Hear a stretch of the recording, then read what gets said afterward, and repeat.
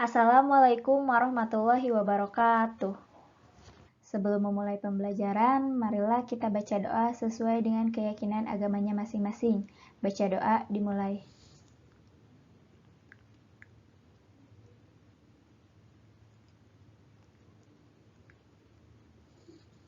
Baca doa selesai. Ibu harap kalian bisa tetap menjaga kesehatan. Kalau memang harus keluar rumah, tetap ikuti protokol kesehatan seperti jaga jarak, gunakan masker, dan rajin mencuci tangan. Dan bila ada teman-teman kita yang memang kurang sehat, maka kita doakan supaya mereka segera diberikan kesembuhan. Pada pertemuan kali ini, kita akan memasuki bab 4 yang membahas mengenai dinamika persatuan dan kesatuan dalam konteks Negara Kesatuan Republik Indonesia, di mana dalam bab ini terdapat 2 poin, tetapi Ibu hanya akan menyampaikan 1 poin saja, yaitu mengenai hakikat Negara Kesatuan Republik Indonesia, yang terdiri dari konsep Negara Kesatuan Unitarisme dan karakteristik Negara Kesatuan Republik Indonesia. Tujuan dari pembelajaran ini diharapkan kalian dapat merancang dan mengkampanyekan persatuan dan kesatuan bangsa sebagai upaya menjaga dan mempertahankan Negara Kesatuan Republik Indonesia. Sebelum kita memasuki ke dalam materi, kita akan mengamati gambar yang ada di sini. Silahkan kalian tuliskan apa yang ada di pikiran kalian ketika kalian melihat gambar ini. Di sini ada tulisan N, K, R, dan I, serta ada gambar yang berbentuk wilayah yang diwarnai dengan merah dan putih, serta berlatar putih. Kalian mungkin akan setuju dengan Ibu. Ketika melihat gambar ini, kita melihat gambar tersebut merupakan gambaran dari wilayah negara Indonesia, di mana di wilayah tersebut ada yang namanya kehidupan. Secara alamiah, manusia merupakan makhluk sosial yang sejak dulu kala sudah hidup bersama-sama dalam suatu kelompok untuk mempertahankan hidupnya, baik itu untuk mencari makan, menjauhi dari ancaman, melanjutkan keturunan, dan hal lain sebagainya. Hal ini akan dikaitkan dengan suatu bangsa. Bangsa secara umum merupakan kumpulan dari masyarakat yang membentuk negara, di mana negara ini akan mengatur dan mengurus kepentingan bersama secara adil. Secara konseptual, dalam membentuk negara ini perlu adanya perjanjian atau kesepakatan dari antar kelompok dalam suatu wilayah untuk mewujudkan kepentingan dan cita-cita bersama tanpa membedakan budaya, suku, agama, ras, dan kepentingan politik lainnya. Dalam membentuk negara, kita harus memenuhi beberapa syarat. Syarat yang pertama, adanya rakyat. Untuk apa ada suatu negara tetapi tidak ada rakyat yang akan diurus oleh negara tersebut? Yang kedua, adanya wilayah. Meskipun ada rakyat tetapi tidak ada wilayah tertentu, itu juga tidak bisa untuk membentuk suatu negara. Yang ketiga, adanya pemerintahan yang berdaulat, di mana pemerintah ini harus bersikap adil terhadap setiap orang tanpa membedakan hal apapun. Dan yang keempat, adanya pengakuan dari negara lain. Hal ini untuk mempertegas keadaan negara Indonesia, sama halnya ketika kalian membuat suatu produk makanan. Kalian mengakui produk tersebut adalah hasil karya kalian sendiri. Tetapi jika tidak ada pengakuan dari orang lain, mungkin orang lain akan menganggap produk itu yang membuatnya adalah orang tua kalian, bukan diri kalian sendiri. Sama seperti itu. Kita akan memasuki ke dalam materi. Yang pertama di sini ada konsep negara kesatuan atau unitarisme. Tentunya kalian pernah mendengar istilah negara kesatuan. Istilah ini tentunya sudah tertanam di dalam pola pikir kalian, karena negara kita sendiri pun merupakan negara kesatuan Republik Indonesia. Jadi sebelum pembelajaran ini berlangsung, kalian juga pasti sudah mendengar istilah tersebut. Nah, negara kesatuan ini sering juga disebut sebagai negara unitaris atau unity yang berarti negara tunggal, yang monosentris yang artinya berpusat pada satu. Maksudnya negara tunggal dan berpusat pada satu di sini hanya ada satu negara yaitu negara Indonesia, hanya ada satu pemerintahan yaitu pemerintah pusat, hanya ada satu kepala negara yaitu presiden, dan satu badan legislatif yang berlaku di seluruh wilayah tersebut.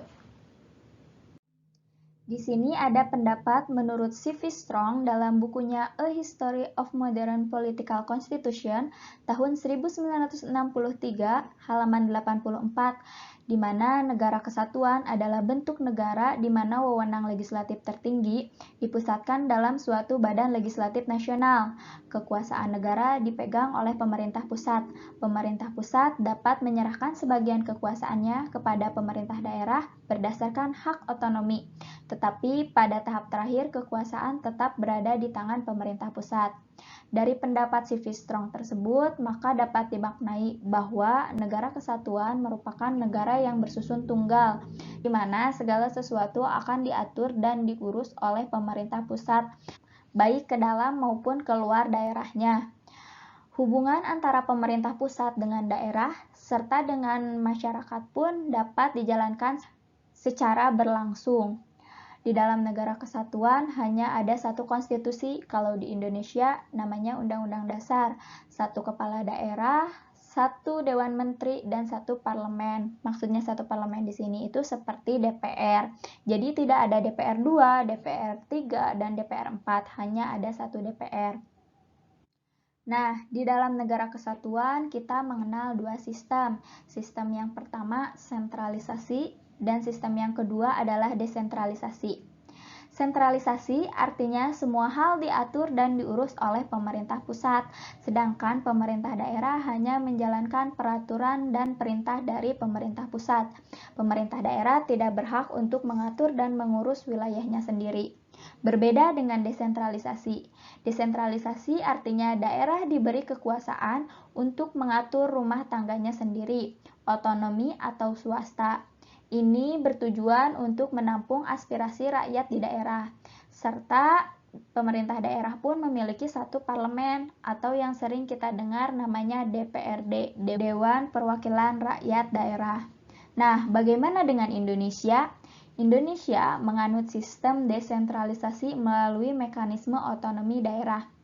Ini artinya wilayah yang ada di negara Indonesia ini boleh untuk mengatur dan mengurus rumah tangganya sendiri. Contohnya, di Cipanas akan membuat perbaikan jalan, lalu akan membuat suatu rumah sakit yang akan melayani masyarakat sekitar. Itu diperbolehkan asal pemerintah pusat mengetahui hal yang sedang dikerjakan oleh pemerintah daerah. Nah, tetapi ada kewenangan yang tidak diberikan kepada pemerintah daerah. Yang pertama, ada bidang politik luar negeri. Pemerintah daerah tidak berhak mengatur kerjasama dengan negara lain. Hal ini dikarenakan takut adanya perbedaan pendapat. Karena pemerintah daerah akan mengetahui daerahnya itu sendiri tanpa mengetahui daerah orang lain. Sedangkan pemerintah pusat akan mengetahui seluk-beluk wilayah yang ada di negara Indonesia tanpa mengetahui salah satu dari wilayah tersebut. Sehingga kalaupun menjalin hubungan dengan luar negeri, pasti itu atas kepentingan seluruh bangsa Indonesia. Yang kedua di sini ada bidang agama, di mana pemerintah daerah tidak berhak untuk mengakui satu agama di daerah tersebut. Yang bisa mengakui satu agama hanyalah pemerintah pusat. Kita bisa bayangkan kalau misalkan pemerintah daerah boleh mengakui agama di daerahnya masing-masing. Mungkin agama yang ada di Indonesia itu sangat banyak dan beragam. Kalian tahu kan, agama yang diakui di Indonesia itu ada 6. Yang pertama Islam, Kristen, Katolik, Buddha, Hindu, dan Konghucu. Lalu di sini ada bidang justisi, di mana pemerintah daerah tidak berhak membuat institusi atau mencampuri institusi yang diurus oleh pemerintah pusat. Contohnya dalam merancang undang-undang. Selanjutnya ada bidang pertahanan, di mana pemerintah daerah tidak berhak untuk membuat senjatanya masing-masing. Yang berhak untuk membuat senjata itu hanyalah pemerintah pusat. Kita bisa bayangkan kalau misalkan Bogor dan Cianjur mempunyai senjatanya masing-masing, lalu nanti ada pertikaian kecil, maka di wilayah tersebut mungkin akan hancur. Tetapi kan negara kita negara Indonesia, negara kesatuan, di mana tidak boleh saling menghancurkan antara satu wilayah dengan wilayah yang lainnya, tetapi justru harus saling mendukung dan bersatu. Jadi yang berhak membuat dan menggunakan senjata tersebut hanyalah pemerintah pusat, itu pun demi kepentingan seluruh wilayah yang ada di Indonesia. Lalu di sini ada bidang keamanan, di mana pemerintah daerah tidak berhak menindak suatu kelompok atau organisasi yang sudah mengancam keamanan negara, contohnya teroris. Nah, teroris ini yang bisa menindak perbuatan mereka hanyalah pemerintah pusat karena mereka sudah mengancam keamanan negara Indonesia. Lalu di sini ada bidang moneter dan fiskal nasional. Ini artinya pemerintah daerah tidak berhak untuk membuat mata uang sendiri dan menyebarluaskan mata uang tersebut. Yang boleh membuat mata uang hanyalah pemerintah pusat. Makanya di Indonesia hanya ada satu mata uang, yaitu rupiah, dan berlaku di seluruh wilayah Indonesia. Mungkin kalau misalkan mata uang di setiap daerah berbeda, akan sangat susah dalam penyebarannya. Terlebih kan kita masih dalam satu negara. Cipanas rupiah, Cianjur dolar, itu sangat susah untuk penyebar luasannya. Maka dari itu di Indonesia hanya ada satu mata uang, yaitu rupiah. Memasuki pembahasan yang kedua mengenai karakteristik negara kesatuan Republik Indonesia. Kita sebagai warga negara yang baik tentunya harus mengetahui karakteristik negara Indonesia. Hal ini sangat penting untuk memperkuat keberadaan negara Indonesia. Sama halnya ketika kalian mengetahui karakteristik SMK Negeri 1 Pacet. Kalau misalkan ada orang yang tidak dikenal bertanya kepada kalian, "AA, Teteh sekolah di mana?" "Di SMK Negeri 1 Pacet." "Itu yang di mana ya?" Terus kalian jawabnya, "Gak tahu, pokoknya yang di situ." Mana mungkin orang lain tahu SMK Negeri 1 Pacet itu seperti apa dan di mana. Berbeda dengan kalian sudah mengetahui karakteristik dari SMK Negeri 1 Pacet. Ketika ada yang bertanya, SMK Negeri 1 Pacet itu yang di mana ya? Yang ada di daerah Sukaresmi, gedungnya tinggi, megah, dan lahannya luas, itu merupakan SMK Negeri 1 Pacet. Kayak gitu. Sama halnya dengan negara Indonesia. Kalau misalkan ada orang luar negeri yang bertanya, negara Indonesia itu benderanya warna apa? Warna merah putih. Lagu kebangsaannya Indonesia Raya. Lalu merdekanya tanggal 17 Agustus 1945. Kan seperti itu. Nah, Indonesia sejak kelahirannya pada tanggal 17 Agustus 1945 telah memiliki tekad yang sama bahwa negara ini akan eksis di dunia internasional dalam bentuk negara kesatuan. Kesepakatan ini tercermin dalam rapat-rapat Badan Penyelidikan Usaha-Usaha Persiapan Kemerdekaan Indonesia atau BPUPKI dan Panitia Persiapan Kemerdekaan Indonesia atau PPKI dalam menyusun konstitusi atau undang-undang dasar yang tertinggi dalam negara Indonesia. Nah, sidang BPUPKI ini dilaksanakan sebanyak 2 sesi yang diketuai oleh Rajiman Widioningrat, di mana sesi pertama membahas mengenai dasar negara dan sesi kedua membahas mengenai bentuk negara. Serta PPKI ini dilaksanakan sebanyak 3 sesi yang diketuai oleh Bapak Soekarno-Hatta, di mana sesi pertama membahas mengenai dasar negara dan pemimpin negara. Sesi yang kedua membahas mengenai pemerintah pusat dan pemerintah daerah. Dan untuk sesi yang ketiga membahas mengenai lembaga negara yang ada di Indonesia. Nah, menurut Supomo dalam sidang BPUPKI menghendaki bahwa negara kesatuan ini sejalan dengan paham integralistik yang melihat negara Indonesia sebagai suatu organisme, mana dapat dimaknai bahwa Indonesia ini merupakan satu kesatuan, tidak bisa dipilih antara satu dengan yang lainnya, semuanya akan menjadi satu. Dan paham integralistik ini merupakan paham yang memiliki nilai adanya kasih sayang, gotong royong, mengutamakan kepentingan bersama daripada kepentingan pribadi, di mana hal ini sejalan dengan apa yang dikemukakan oleh Muhammad Yamin, bahwa negara Indonesia ini membutuhkan negara yang bersifat unitaris, dan wujud dari negara kita tidak lain dan tidak bukan adalah Negara Kesatuan Republik Indonesia. Bersifat unitaris ini maksudnya satu, yaitu satu pandangan, satu nasib, satu sepenanggungan, dan hal lain sebagainya. Nah, pembentukan negara kesatuan ini bertujuan untuk menyatukan seluruh wilayah Nusantara agar menjadi negara yang besar dan kukuh dengan kekuasaan negara yang bersifat sentralistik. Jadi, seluruh wilayah Indonesia ini merupakan satu kesatuan yang nantinya akan menjadi besar dan tetap berpusat pada satu, yaitu pemerintah pusat, di mana hal ini tertuang dalam pembukaan Undang-Undang Dasar 1945 alinea kedua yang berbunyi, dan perjuangan pergerakan kemerdekaan Indonesia telah sampailah pada saat yang berbahagia, dengan selamat sentosa mengantarkan rakyat Indonesia ke depan pintu gerbang kemerdekaan, negara Indonesia yang merdeka, bersatu, berdaulat, adil, dan makmur. Nah, perubahan dari Undang-Undang Dasar 1945 ini telah memperkuat keberadaan negara Indonesia dan menghilangkan keraguan atas perpecahan negara Indonesia, serta pasal-pasal yang ada di dalam undang-undang pun sudah memperkuat prinsip Negara Kesatuan Republik Indonesia dan tidak mengubah sedikit pun Negara Kesatuan Republik Indonesia menjadi negara federal atau negara bagian. Di sini ada pasal 1 ayat 1 Undang-Undang Dasar 1945 yang merupakan naskah asli yang mengandung prinsip bahwa negara Indonesia ialah negara kesatuan yang berbentuk republik.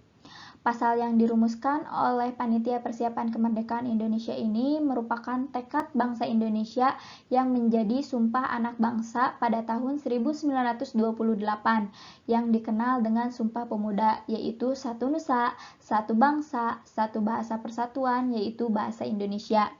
Pada bulan Oktober kemarin, kita juga sudah memperingati Hari Sumpah Pemuda yang ke-92, di mana Sumpah Pemuda ini merupakan hasil Kongres Pemuda II yang dihadiri oleh seluruh pelajar di wilayah Nusantara yang terhimpun dalam PPI, Perhimpunan Pelajar-Pelajar Indonesia. Sumpah Pemuda ini dilaksanakan sebanyak 3 sesi terhitung pada tanggal 27 sampai 28 Oktober yang ditulis oleh Muhammad Yamin dan dibacakan oleh Bapak Sugondo. Nah, apa pendapat kalian ketika kalian mendengar Sumpah Pemuda atau Hari Sumpah Pemuda? Tentunya peringatan ini mempunyai nilai-nilai yang sangat penting yang harus tetap kita jaga. Seperti yang pertama, menyatukan perjuangan Indonesia. Kalau dulu kita menyatukan perjuangan untuk melawan penjajah, hari ini kita harus bersatu untuk melawan pandemi COVID-19. Supaya hidup kita bisa normal kembali tanpa takut terkena virus COVID. Yang kedua, adanya rasa cinta terhadap tanah air. Ketika kita sudah mencintai negara Indonesia, maka hal kecil seperti buang sampah pun kita tidak akan berani. Beda lagi ketika kita tidak mempunyai rasa cinta terhadap negara Indonesia. Mungkin kita tidak akan segan-segan untuk mengotori wilayah yang ada di Indonesia. Lalu mendorong semangat generasi anak muda. Nah, dengan kalian ikut pembelajaran hari ini, itu artinya kalian memiliki semangat untuk belajar meskipun ada pandemi COVID-19. Lalu menekankan rasa bangga terhadap bahasa Indonesia. Nah, meskipun kita belajar bahasa asing, tetap saja bahasa yang menjadi utama kita sebagai warga negara Indonesia adalah bahasa Indonesia, yang merupakan bahasa persatuan bagi bangsa Indonesia. Lalu menekankan rasa bangga terhadap bangsa Indonesia. Jika bukan kita yang membanggakan negara Indonesia, lalu siapa lagi? Bahkan orang luar negeri pun sangat bangga terhadap bangsa Indonesia, karena di dalam bangsa Indonesia memiliki banyak budaya, sumber daya alam yang melimpah. Nah, hal itulah yang harus kita banggakan kepada orang lain. Lalu menyatukan persatuan dan kesatuan bangsa Indonesia. Ketika kalian mempunyai perdebatan yang kecil dengan teman kalian, Kalian harus segera sadar untuk bisa rukun kembali. Jangan sampai ada perpecahan sedikit pun, apalagi dengan teman sendiri. Nah, mungkin kalian juga pernah mendengar istilah NKRI harga mati. Istilah tersebut merupakan istilah yang sangat singkat, tetapi memiliki makna yang sangat dalam.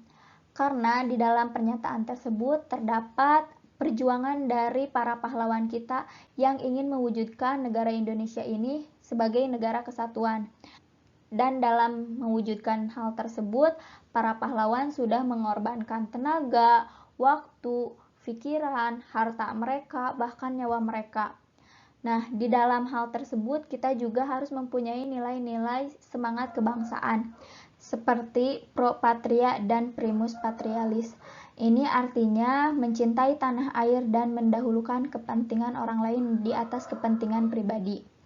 Lalu memiliki jiwa solidaritas yang tinggi, setia kawan, jiwa toleransi, menghargai orang lain, jiwa tanpa pamrih ketika kita menolong, tidak meminta imbalan, lalu jiwa kesatria, di mana ketika ada sesuatu kita tidak menyimpan dendam. Wujud Negara Kesatuan Republik Indonesia semakin kukuh setelah dilakukan perubahan dalam Undang-Undang Dasar 1945 yang dimulai dari adanya ketetapan MPR yang salah satunya adalah tidak mengubah pembukaan Undang-Undang Dasar 1945 dan tetap mempertahankan Negara Kesatuan Republik Indonesia sebagai bentuk final negara bagi bangsa Indonesia. Kenapa pembukaan undang-undang tidak bisa dirubah? Karena di dalam pembukaan ini terdapat cita-cita bangsa Indonesia. Kalau cita-citanya dirubah, mungkin saja negara Indonesia tidak akan kuat sampai sekarang. Mungkin akan hancur atau dijajah oleh penjajah lain. Berbeda dengan kita tetap memperjuangkan cita-cita bangsa Indonesia, maka sampai saat ini sudah terbukti bahwa negara Indonesia masih tetap bisa berdiri.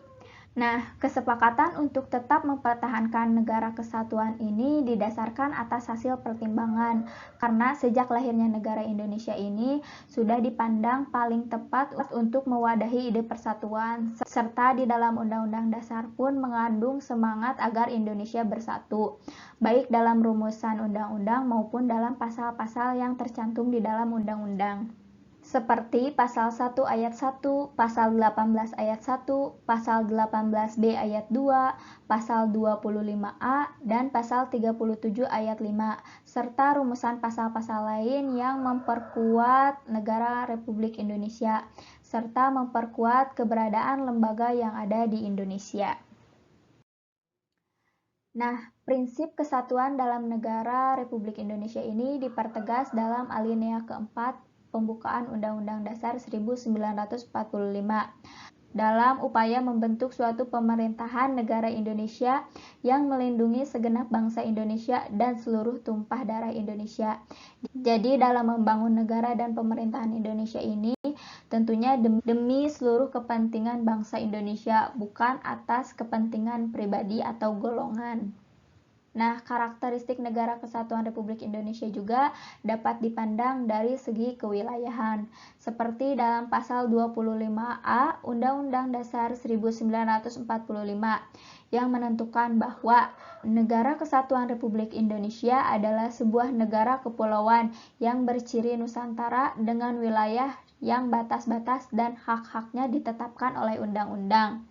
Istilah Nusantara di sini menggambarkan suatu wilayah perairan dan pulau-pulau yang ada di Indonesia yang terletak di antara Samudra Pasifik dan Samudra Indonesia serta di antara benua Asia dan benua Australia.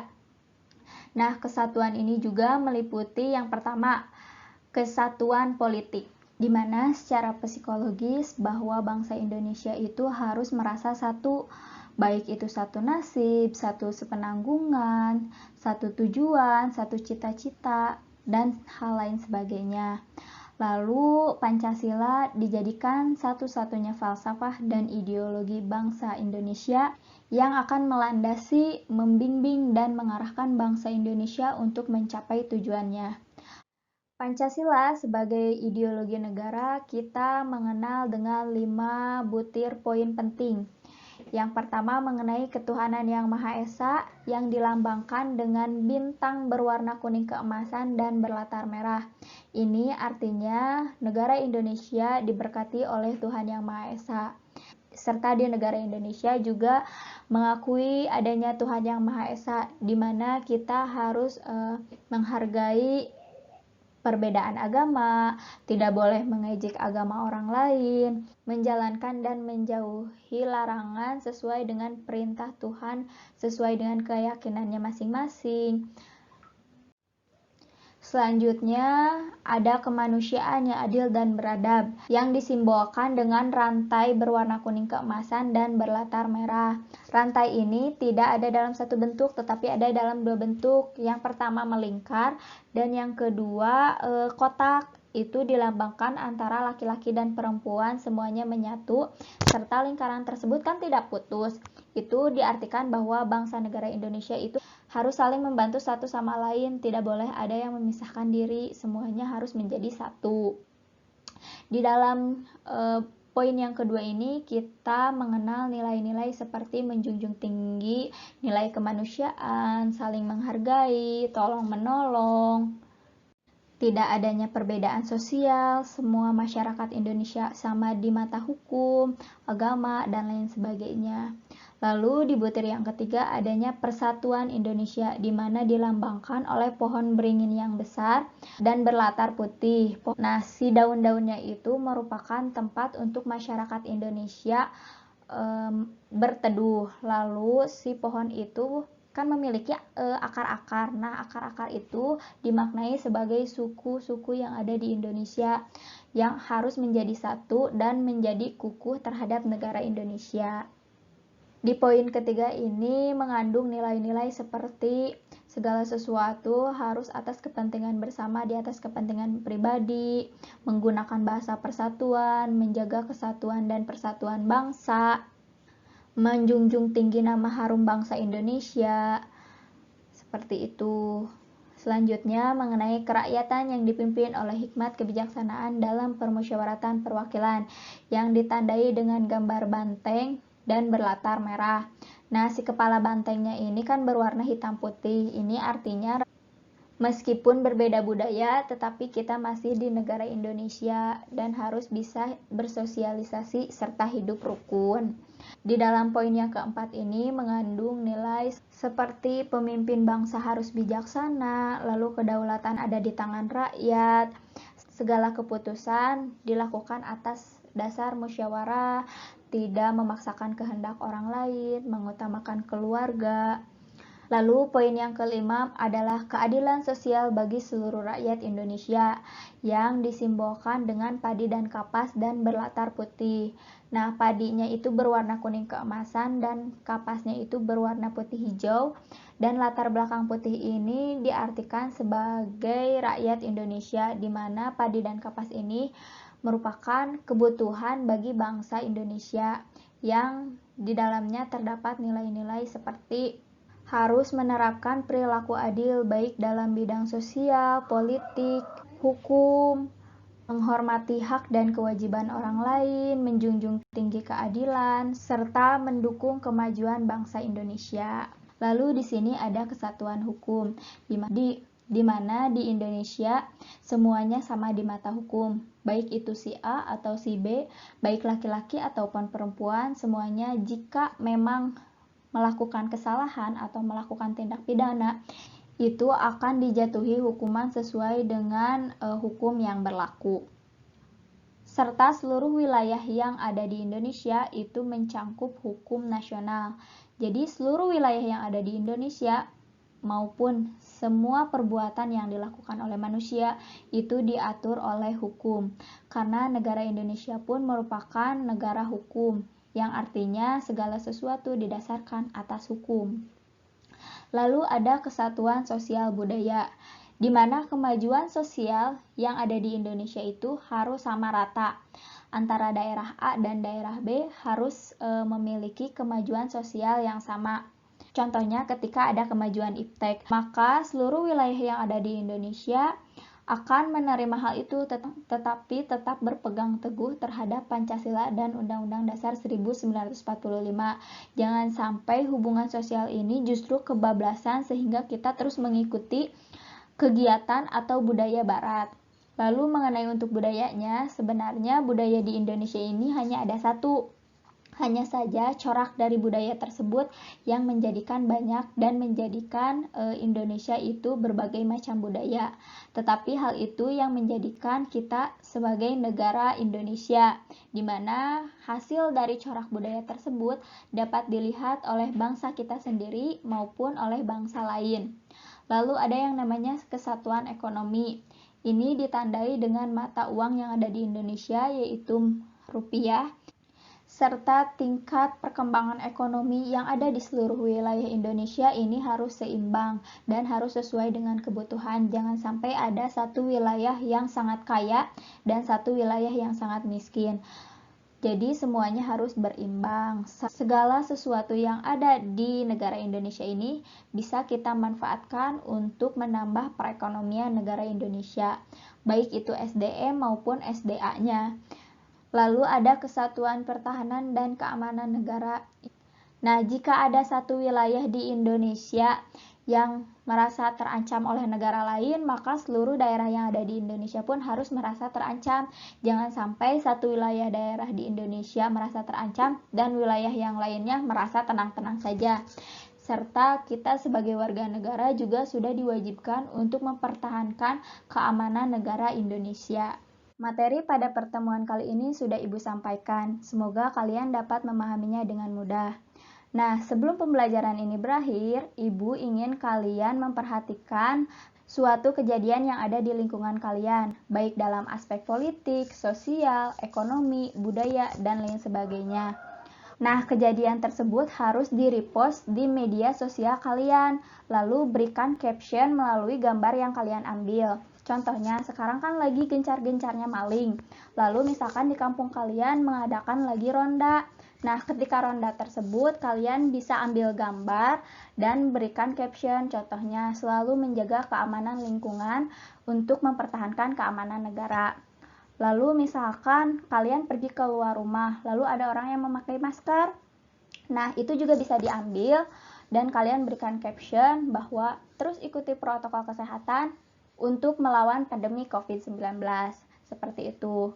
Setelah kalian repost ke media sosial, berikan waktu selama 12 jam. Nah, setelah 12 jam, kalian bisa screenshot gambar tersebut lalu kirimkan lagi ke Ibu. Oke, Ibu tunggu updatean dari kalian ya. Terima kasih, tetap semangat. Wassalamualaikum warahmatullahi wabarakatuh.